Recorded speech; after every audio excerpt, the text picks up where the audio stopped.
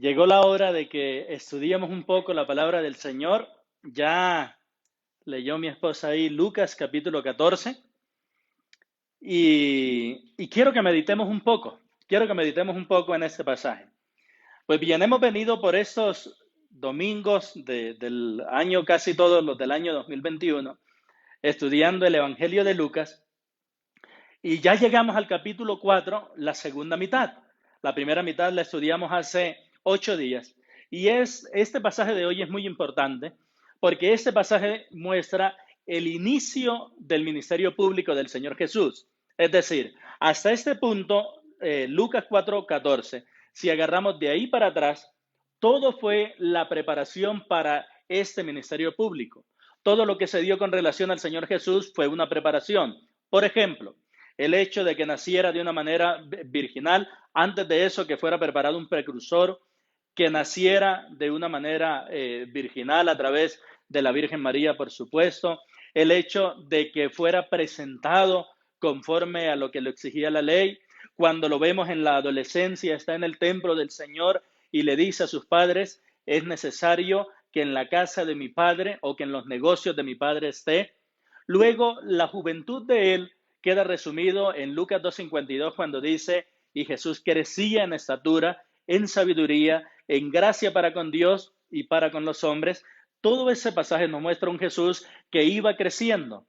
Todos nosotros sabemos que Jesús tenía de profesión pues la carpintería, ¿verdad? Pero permítanme hacerles una aclaración. La carpintería del primer siglo no estaba dedicada únicamente a la ebanistería como es en nuestra época. El carpintero del primer siglo, por supuesto, trabajaba con madera, pero también se percibía a sí mismo como un constructor de casas, como un maestro de construcción, como una persona, como un oficial que levantaba las casas. ¿Qué hacían entonces? Ellos se iban, talaban grandes árboles, sacaban los pedazos adecuados y luego eran transportados en las casas para que con piedras acomodadas pudieran armar las viviendas de las personas. Así como en nuestra época, también en el primer siglo, todas aquellas personas que están dedicadas a trabajos pesados como eso, como la albañilería, como la construcción de casas, son personas que físicamente son muy fuertes. Es decir, esa imagen yo lamento. Si usted de pronto tiene un cuadro de Jesús, con un Jesús bonito, tierno, con una cara delicada, no corresponde a la realidad, porque el Jesús que describe la Biblia era un hombre más bien fuerte, un hombre aguerrido. ¿Por qué lo sabemos aparte de su profesión? Porque cuando termina esta parte del capítulo 4, nos empieza diciendo que él fue tentado en el desierto durante 40 días. Y recuerde usted que el texto sagrado nos dice que después de 40 días de no comer nada, tuvo hambre. Imagínese usted, si Jesús fuera ese muñequito lindo, pintado con ojos claros y con una piel tersa, una voz suavecita, yo creo que no hubiera aguantado ni siquiera una semana de hambre. Pero ese era un hombre fuerte y pudo soportar 40 días. Y lo importante de esa tentación que miramos hace 8 días es que durante esa tentación, que fueron muchas, pero se registran tres, él venció a Satanás en todas aquellas áreas que Israel había fallado. Toda su confianza estuvo puesta en Dios y dependió siempre de la palabra del Señor para poder vencer a Satanás, para poder vencer la tentación y ser así, ratificar así una vez más que Él es el único Salvador. Esto que hemos visto hasta ahora, manera de repaso, es la preparación del Señor Jesucristo para enfrentar su ministerio público. Es que definitivamente una vida pública requiere de una vida de intimidad con Dios. Es decir, cada vez que nosotros nos vamos a parar para hablarle a los demás, es necesario haber primero doblado las rodillas y haber estado en lo secreto con Dios. Pues eso es lo que se ve con Jesús desde el capítulo 1 de Lucas hasta el capítulo 4, verso 13, una preparación. Como lo dije hace un momento, del 4:14 en adelante empieza ya su ministerio público. Ya se comienza a dar a conocer a las demás personas saliendo vencedor de esa tentación, pero hay algo bien interesante y es lo que nos va a enseñar el pasaje de hoy. Ese Jesús, que es el Salvador prometido por Dios, fue rechazado por los hombres. No es raro, así como aquellos enfermos que se niegan a tomarse la medicina que los puede curar, de la misma manera experimentó Jesús. Él llegó como el Salvador prometido que es de parte de Dios, pero sufrió su rechazo. Y eso es lo que nos va a enseñar el pasaje de hoy, que el Salvador prometido por Dios fue rechazado por los hombres. Ubíquense, por favor, y si no están ubicados, Lucas capítulo 4, verso 14, y si lo están, pues vayan ahí, pongan ahí sus ojos, y vamos a mirar lo que tiene para nosotros la palabra de Dios hoy. Está dividido en dos segmentos. El primer segmento nos va a mostrar a Jesús como el Salvador que fue prometido por Dios. Y el segundo segmento nos va a mostrar a Jesús como el Salvador que fue rechazado por los hombres.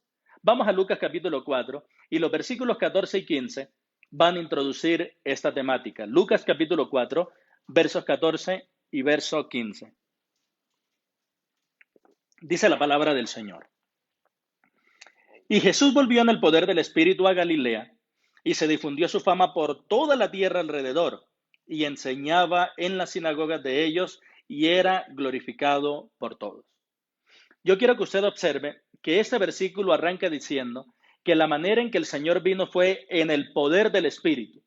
Si usted observa el capítulo 4, versículo 1, dice Jesús lleno del Espíritu Santo. Si usted observa en el capítulo 1, está al Espíritu Santo llenando a Zacarías. Está el Espíritu Santo obrando en María. Si observa en el capítulo 2, está el Espíritu Santo obrando en la vida de Simeón, en la vida de Ana, la viuda. Es decir, que todo esto que hemos visto presenta de una manera enfática el obrar del Espíritu Santo en la vida de las personas. Y particularmente en la vida de Jesús es muy importante que se diga eso, porque Él todo lo que hizo, lo hizo, según el verso 14, en el poder del Espíritu.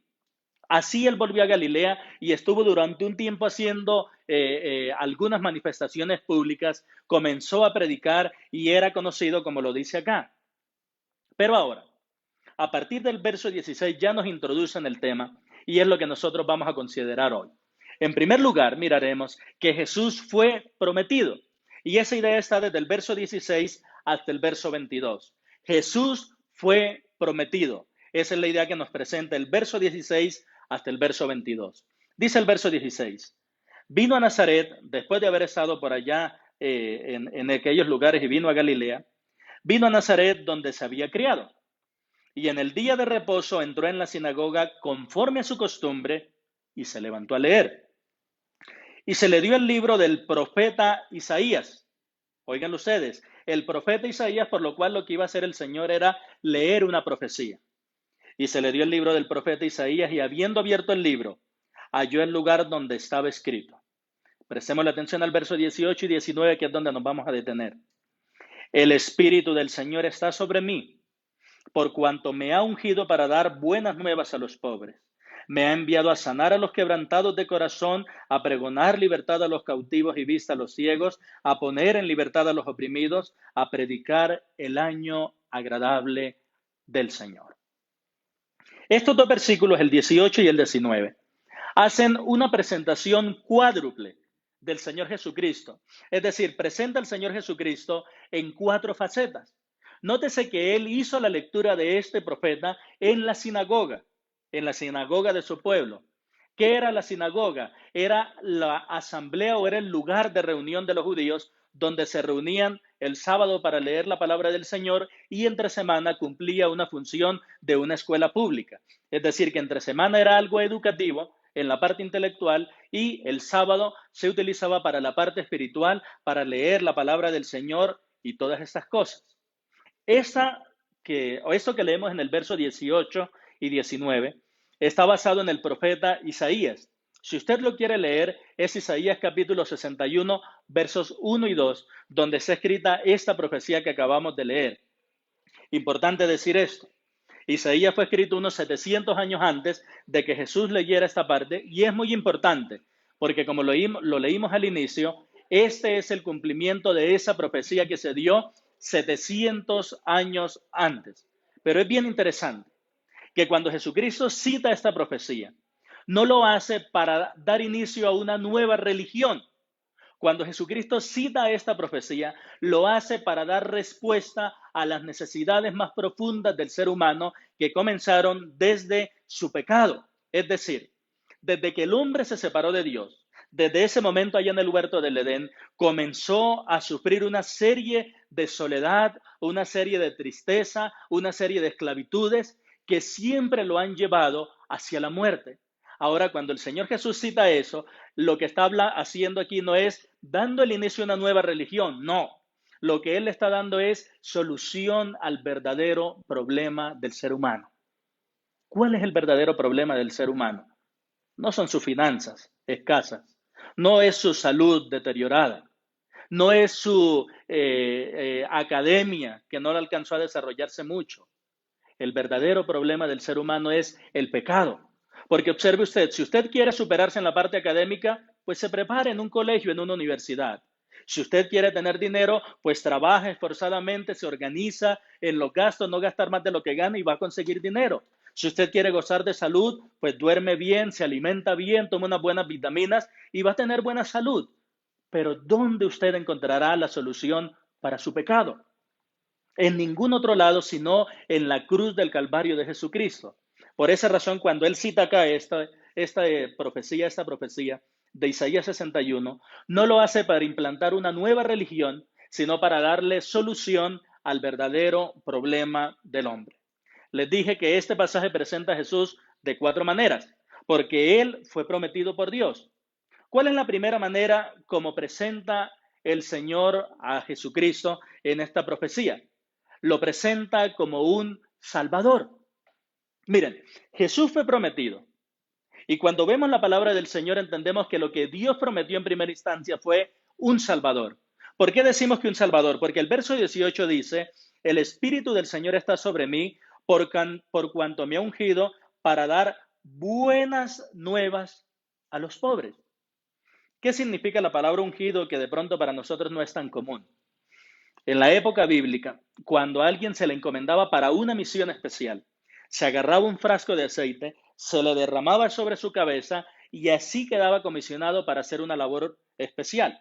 Esa acción de derramar aceite sobre su cabeza se conocía como ungir. Entonces, cuando el Señor dice aquí, por cuanto me ha ungido, lo que está diciendo es, a mí me comisionó Dios mi Padre una misión especial. ¿Cuál es esa misión especial? Sigue diciendo, me ha ungido para dar buenas nuevas. La palabra buenas nuevas es el mismo término evangelio. ¿Qué quiere decir eso? Que la misión especial de Jesús era dar el evangelio, era dar las buenas nuevas. Pero observen aquí, según el versículo, para dar buenas nuevas a los pobres. Detengámonos en esa palabra pobres que aparece ahí. El término pobres es usado en Lucas no solamente o no exclusivamente para indicar a aquellas personas escasas de recursos, sino que el término pobre era usado en Lucas más bien para referirse a los marginados de la sociedad. ¿Qué quiere decir?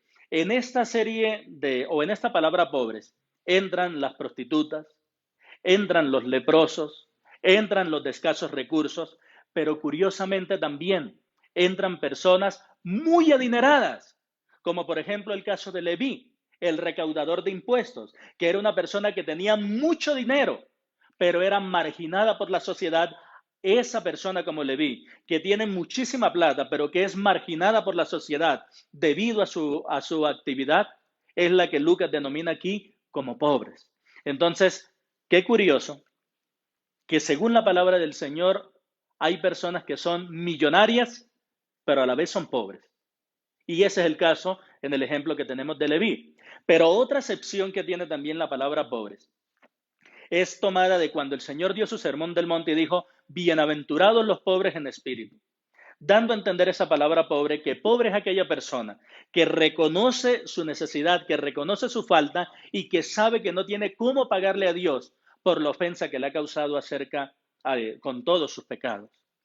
Entonces, cuando dice Lucas 4 que el Señor fue ungido para dar buenas nuevas a los pobres, está haciendo referencia a que el Señor fue enviado para decirle a aquellas personas que reconocen que son pecadoras y que no tienen nada para agradar a Dios, a esas personas fue enviado para darles una buena noticia. ¿Cuál es la buena noticia? Que ellos pueden ser salvos si depositan su fe en Jesucristo como su Salvador. ¿Por qué razón? Porque Dios prometió un Salvador y esa es la primera imagen que nos presenta esta profecía acerca de Jesús. Pero hay una segunda imagen y esa nos va a enseñar que Dios prometió un sanador. Observen ustedes lo que sigue diciendo el verso 18. Después del primer punto y coma dice, me ha enviado a sanar a los quebrantados de corazón. Cuando yo hablo de un sanador, no quiero que estén pensando en aquellas personas que se ponen a hacer milagros y a restaurarle la salud a las personas. Cuando la Biblia habla de Jesús como un sanador, fíjense ustedes que el mismo texto lo explica. ¿Para sanar a quién? No dice a los quebrantados de salud. Eso lo puede hacer un médico. ¿A quién va a sanar el Señor? A los quebrantados de corazón. Es decir, el Señor es el sanador. El Señor es el médico de aquellas cosas que están fuera de nuestro alcance. ¿Cuáles son todas esas cosas que están fuera de nuestro alcance? Todas aquellas que se albergan en nuestro corazón. Todos nosotros que llevamos algunos años caminando sobre esta tierra llena de pecado, esta tierra bajo maldición, tenemos heridas en nuestro corazón. Todos nosotros hemos causado y hemos recibido heridas. Y esas heridas, si somos honestos, nos acompañan durante mucho tiempo. Pensamientos o recuerdos que cada vez que llegan a nuestra mente nos ponen tristes e incluso nos pueden hacer llorar. Pues bien, ¿cuál es la buena noticia para nosotros?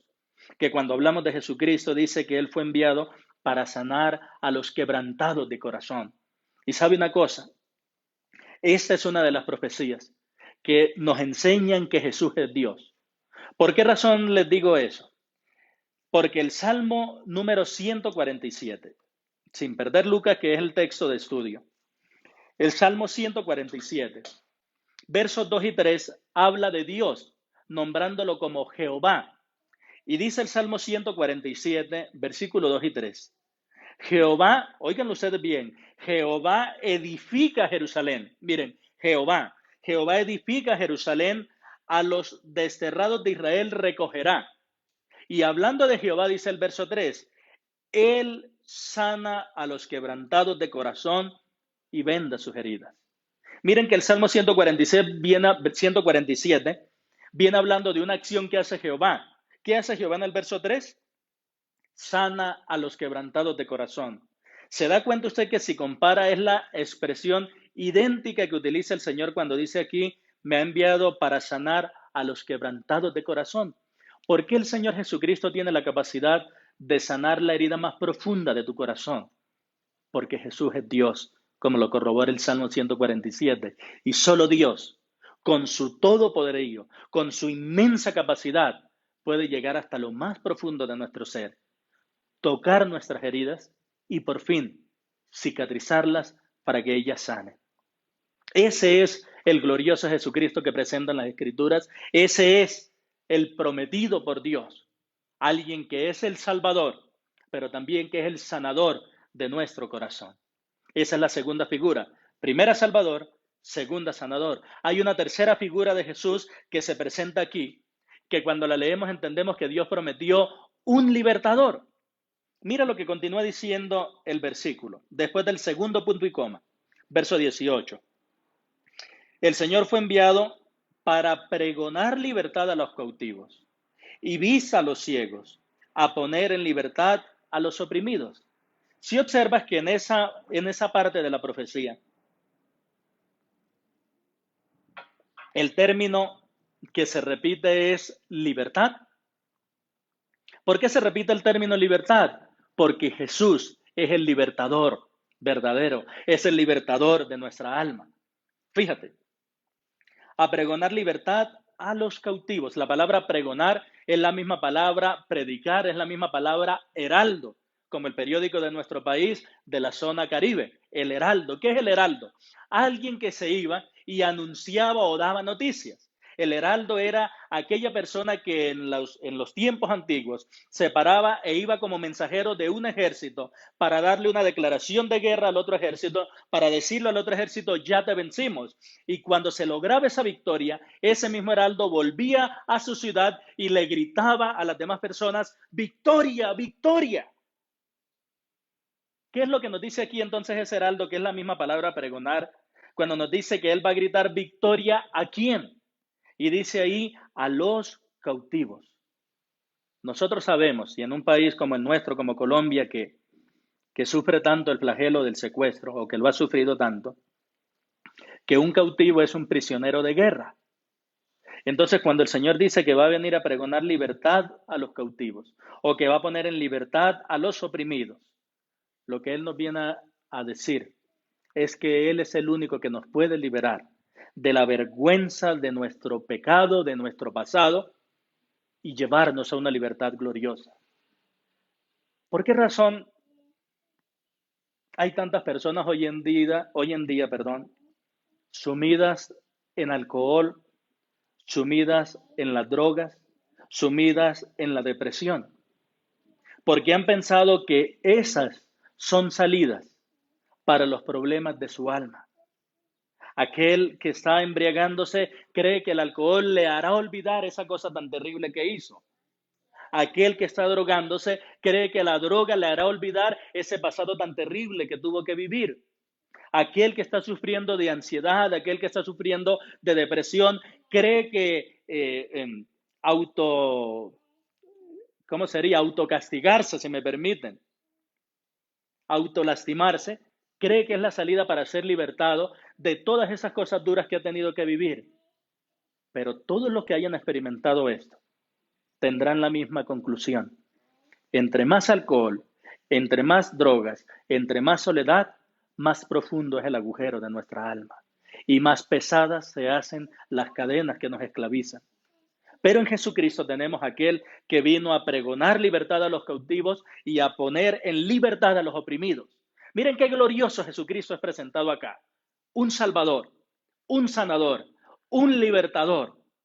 Pero falta, porque les dije que son 4 cosas. El verso 19 nos presenta la cuarta cosa, que cuando la consideramos, esa promesa a la luz de la palabra, entendemos que Dios también prometió un predicador. Oigan ustedes, Dios prometió un predicador. Verso 19 dice, a predicar el año agradable del Señor. Esa palabra predicar que aparece en el verso 19 es la misma palabra pregonar que acabamos de estudiar hace un momento. Exactamente lo mismo. Y como les dije hace un momento, hace la función de un heraldo. Pregonar, predicar el año agradable del Señor. Para poder entender esta parte, permítame recurrir un poquito a la historia bíblica. Por allá, en Levítico, capítulo 25, los que quieran leerlo al finalizar la enseñanza, capítulo 25 es un capítulo que nos habla de algo que se conoce como el año de jubileo. ¿Qué era eso? Consistía en que cada 50 años estableció el Señor, cuando le dio las leyes a Israel, estableció esto. Cada 50 años iba a haber un año de jubileo. ¿Qué era el año del jubileo? Era un año donde se cancelaban todas las deudas y donde la tierra volvía a su dueño original, donde todo se restituía y se perdonaban todas aquellas deudas que había. ¿Qué quiere decir? El Señor estableció, cada 50 años va a haber un año de jubileo. Si cuando llega, permítame utilizarlo en términos contemporáneos, si cuando llegue ese año de jubileo, usted está debiendo 1.500.000.000, 2.000 millones, toda esa deuda le será pagada. Si durante todo ese transcurso llega a los 50 años y usted perdió la tierra que había recibido en heredad, en el año de jubileo, usted vuelve a recibir esa tierra que le había sido quitada. Entonces, el año de jubileo se conoce como el año donde se perdonaban y se cancelaban todas las deudas sin que la persona tuviera que hacer algo, solamente por pura gracia, porque el acreedor pues tenía que sufrir la pérdida de sus recursos. ¿Para qué? Para darle a ese necesitado y que pudiera ayudarle en su necesidad, ya que él no tenía cómo. Esa idea de allá de Levítico 25, del año de jubileo, es lo que se conoce aquí en el verso 19 de Lucas 4 como el año agradable al Señor. ¿Por qué se conoce como el año agradable al Señor? Porque al Señor es agradable, al Señor le es agradable, al Señor le fascina, al Señor le gusta perdonar por pura gracia. Cuando dice aquí que Jesucristo vino como predicador para anunciar el año agradable al Señor, lo que nos está diciendo la Biblia es que Jesucristo vino a predicar que Dios le da salvación al pecador por pura gracia sin que él tenga que hacer nada en absoluto. Dígame si eso no es una gran noticia. Dígame si usted no encuentra una gran noticia en el hecho de que no necesita hacer nada para que Dios le perdone sus pecados, porque ya todo lo hizo Jesucristo en la cruz del Calvario, cuando murió por nuestras iniquidades, cuando cargando esa cruz hasta el Gólgota, pagó todas nuestras deudas. Y saber que para ser salvo lo único que se necesita es poner la fe en Él, es creer en Él, reconociéndose como pecador y a Él como el único y suficiente Salvador. Esa es la profecía que presenta el Señor Jesucristo. Y cuando lo vemos a Él, en esas 4 imágenes que se nos presenta, el Salvador, el Sanador, el Libertador, el Predicador, nosotros entendemos que Jesús es el Salvador prometido por Dios. No hay otro. Por esa razón es que por allá en Hechos 4:12 se nos dice, y en ningún otro hay salvación, porque no hay otro nombre dado a los hombres bajo el cielo en que podamos ser salvos. Por eso es tan importante que tú puedas entender que no puedes hacer nada para salvarte a ti mismo, pero que Jesucristo ya hizo todo para libertarte de tus cadenas, para sanarte de tu pasado, para perdonar tus pecados, para predicarte que Dios te da la salvación por pura gracia y para liberarte de toda tu esclavitud. Eso es lo que hace nuestro glorioso Señor Jesucristo. Y después de haber hecho esa lectura de la profecía, ocurre algo especial. Dice el verso 20, y enrollando el libro del profeta Isaías, si recuerdan ustedes, el libro en la antigüedad no era como el nuestro, que son hojas cosidas y fácilmente así se cierran, sino que eran rollos. Por eso dice ahí, enrollando el libro, lo tenía que volver a recoger, a enrollar. Hemos visto películas de esto, ¿cierto? Dice, y enrollando el libro lo dio al ministro, es decir, el que servía en la sinagoga, y se sentó. Y los ojos de todos en la sinagoga estaban fijos en él. ¿Por qué razón? Porque era costumbre que en la sinagoga la misma persona que hacía una lectura diera después una pequeña explicación de eso. ¿Cuál fue la explicación que dio el Señor? El versículo 21 la contiene. ¿Cuál es la explicación de esa profecía del 18 y 19? Mírenla en el verso 21.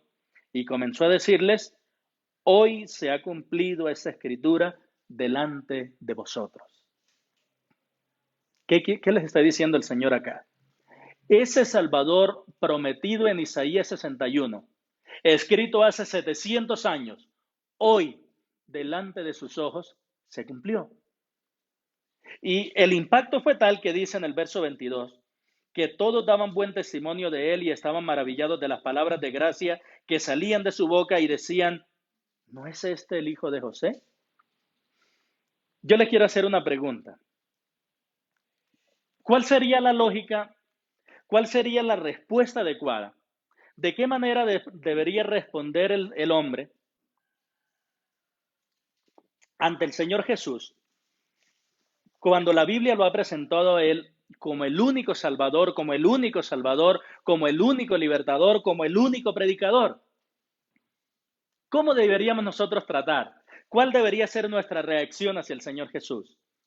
Yo creo que nuestra reacción debería ser de aceptación, ¿verdad? De creer en Él, de confiar en Él, de descansar en Él. Sin embargo, mis queridos, contrario a eso, en lugar de ser aceptado, el Salvador prometido fue rechazado. Y eso lo vamos a ver en lo que continúa del relato del verso 23 hasta el 30. Vamos a mirar en segundo lugar que Jesús fue rechazado. Eso es lo que nos enseñan los versos 23 al 30, que Jesús fue rechazado. Luego de confirmar que es el Salvador prometido por Dios, no se recibe a él, no se le recibe perdón, sino que se le rechaza. Y para ese rechazo, déjenme decirles que no tomó por sorpresa al Señor Jesús. Ese rechazo fue incluso predicho, profetizado por el Señor Jesucristo. Verso 23. Él les dijo, recuerden que todos los ojos estaban puestos en él. Él les dijo, sin duda me diréis este refrán, médico, cúrate a ti mismo. De tantas cosas que hemos oído que se han hecho en Capernaum, haz también aquí en tu tierra. Y añadió, de cierto os digo que ningún profeta es acepto en su propia tierra. ¿Por qué el Señor Jesucristo en el verso 23 dice, sin duda me diréis, poniéndose me diréis allá en el futuro? Porque según Juan 2:25, el Señor Jesucristo no tenía necesidad de que nadie le dijera cómo eran los hombres porque Él conocía el corazón de todos. Y dice, sin duda me diréis este refrán. La palabra refrán es el mismo término parábola, que es una historia ficticia para recrear una realidad.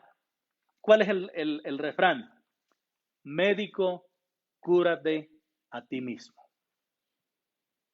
Médico, cúrate a ti mismo. ¿En qué momento se cumplió esa profecía?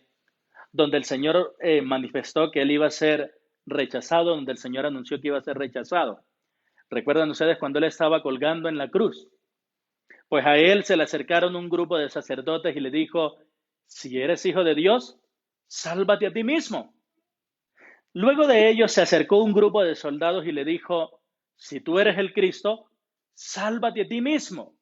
Y luego de ellos uno de los dos malhechores con los que Él fue crucificado le dijo, si eres hijo de Dios, sálvate a ti mismo. Es decir, que ¿quién le dijeron a Él, médico, cúrate a ti mismo? Que en Lucas 23 se registra como, sálvate a ti mismo. Los gobernadores, los soldados y ese malhechor. Es decir, todos nosotros le dijimos ese refrán, médico, cúrate a ti mismo. De tantas cosas que se han hecho, haz una acá, es decir, lo que ellos le estaban diciendo a Jesús en la cruz. Tú hiciste tantas cosas en todo lugar, pues aquí en Jerusalén venías una más. ¿Cuál es esa otra más? Sálvate a ti mismo. ¿Y por qué razón se da eso en el verso 24? Porque ningún profeta es acepto en su propia tierra. El refrán nuestro normalmente dice, no hay profeta en su propia tierra. Eso no es lo que dijo el Señor Jesús. Profetas sí hay. Lo que ocurre es que no es aceptado. Lo que ocurre es que no tiene gloria. Pero Él dijo así, no hay ningún profeta es acepto. Óiganlo ustedes, ningún profeta es acepto en su propia tierra. No que no haya profeta en su propia tierra, sino que no lo acepta. Para Él ilustrarles este verso 24, nos hace una parte bien especial. Va a utilizar dos ilustraciones. Y con esas dos ilustraciones va perdónenme la redundancia, a ilustrar el rechazo de Él. ¿Cuáles son las dos ilustraciones? Una hecha del verso 25 al verso 27, una hecha con el profeta Elías y otra hecha con el profeta Eliseo. Elías que fue enviado a una viuda, Eliseo que fue enviado a unos leprosos. Y esta viuda vivía en Sarepta de Sidón y este leproso vivía en Siria. ¿Qué es lo interesante de esto? Que las viudas y los leprosos enseñan a aquellas personas que están necesitadas, enseñan a aquellas personas que no pueden hacer nada para salvarse a sí mismos porque están enfermos.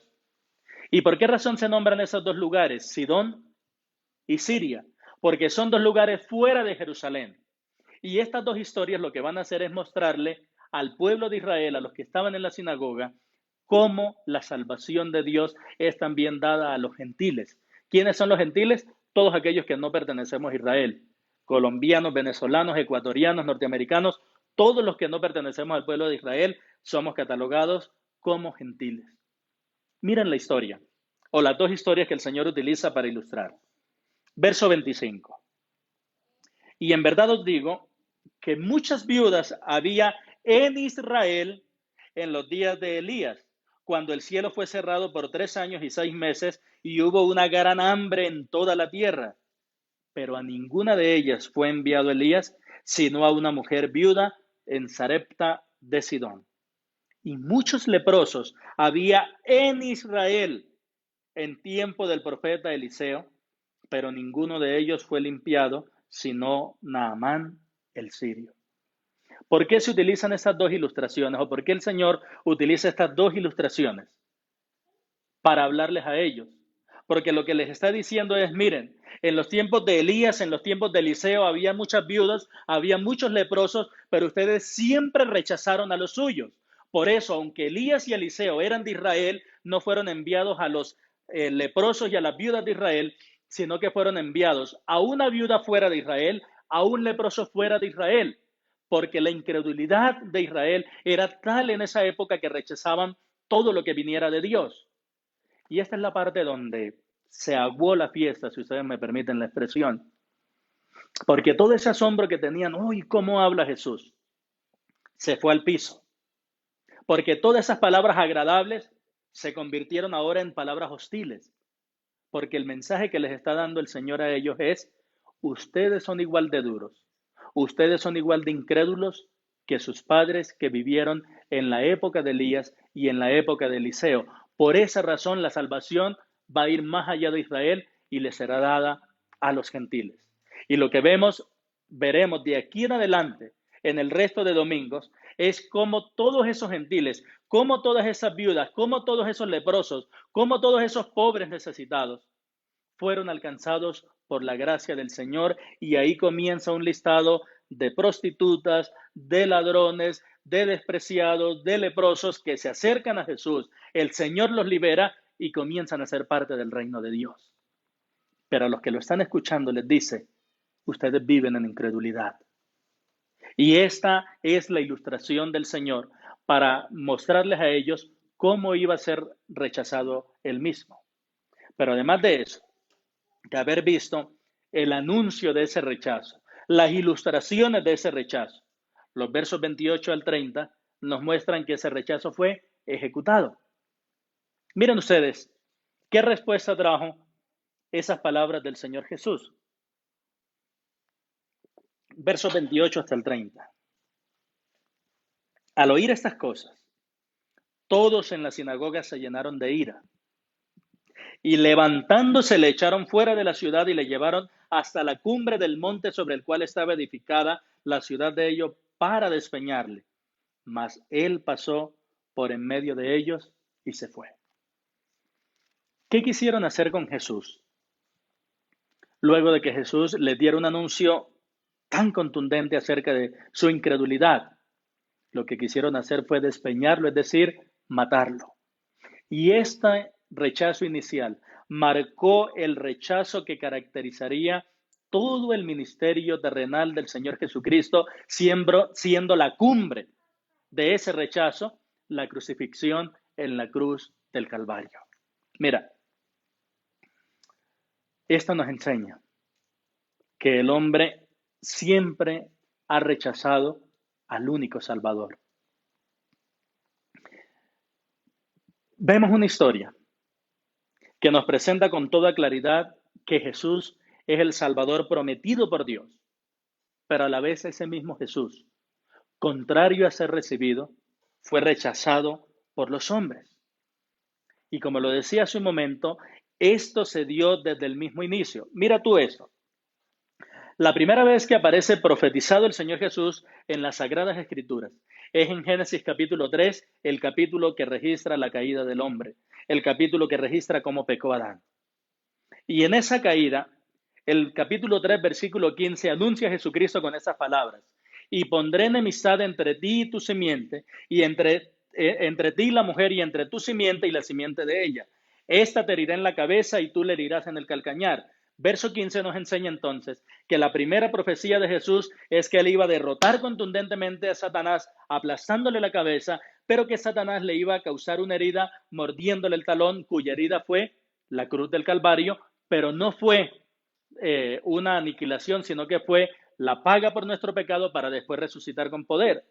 Y para el Señor llevar a cabo eso, el versículo 21 nos dice que él tomó animales, los mató, los sacrificó, derramó su sangre y con esas túnicas se las puso a Adán y Eva. Desde ese momento vemos que el Señor estableció un principio, que estableció un mandamiento. ¿Cuál es ese mandamiento? Sin derramamiento de sangre no hay perdón de pecados.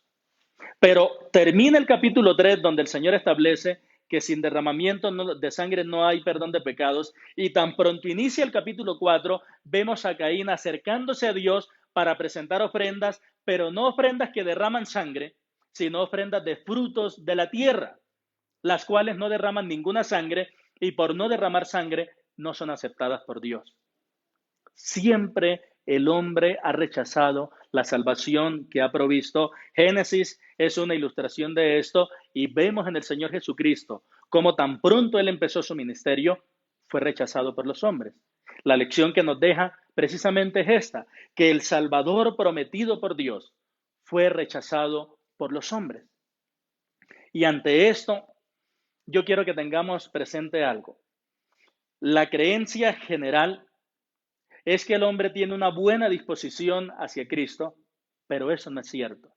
La Biblia, la palabra de Dios, que es la verdad, presenta que el hombre siempre ha rechazado a Cristo porque aceptarle a Él prefigura humillarse y ninguno de nosotros desea ser humillado.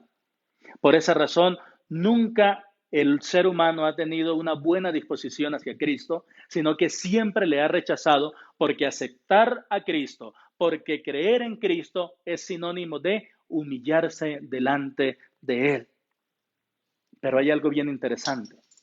El rechazo de Cristo no frustró el plan de Dios, porque el apóstol Pedro, hablando en Hechos capítulo 2, verso 36, dice las siguientes palabras. Sepa pues, ciertísimamente toda la casa de Israel, que a este Jesús a quien vosotros crucificasteis, Dios le ha hecho Señor y Cristo. Entonces miren, Dios envía a Jesucristo como el Salvador prometido. El hombre rechaza ese Salvador prometido por Dios, pero eso no hace que se frustre el plan de Dios, porque al morir en la cruz, al ser crucificado, Dios tomó a Jesús y le hizo Señor de señores y le hizo Rey de reyes. Por esa razón, yo quiero que tú te ubiques un momento en Juan capítulo 1 y que consideremos un pasaje que nos puede resultar familiar en Juan capítulo 1. Porque sin duda alguna, a menos que tú ya hayas creído en Jesucristo como tu Salvador, en este momento, al igual que los hombres de aquella sinagoga, tú también estás rechazando a Jesucristo. Pero para ti, hoy hay una nueva oportunidad. La oportunidad de dejar de rechazar a Cristo y aceptarle a Él para que a su vez tú seas aceptado por Dios. Juan capítulo 1 muestra que si tú dejas de rechazar a Cristo, serás recibido por Dios. Leámoslo desde el verso 10 hasta el verso 12. Juan capítulo 1, versículo 10 hasta el versículo 12. Dice, en el mundo estaba y el mundo por él fue hecho, pero el mundo no le conoció.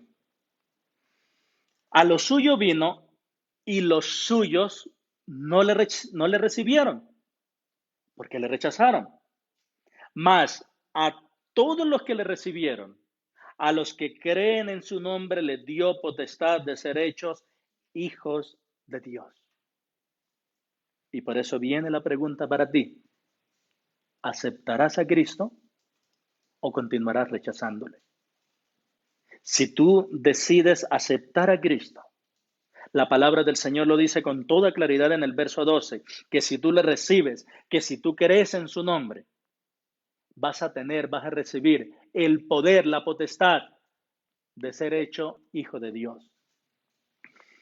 Según el verso 12 de Juan 1, la condición para ser hijo de Dios es creer en Jesucristo. Puesto que la condición para ser hijo de Dios es creer en Jesucristo, entendemos entonces que el ser humano no nace siendo hijo de Dios, sino que contrario a esto, el ser humano nace alejado de Dios, pero tiene la oportunidad de ser hijo de Dios si recibe a Jesucristo, si cree en Él como su único y suficiente Salvador. Por esa razón yo te quiero preguntar, ¿Ya tú recibiste a Cristo como tu Salvador o aún le estás rechazando?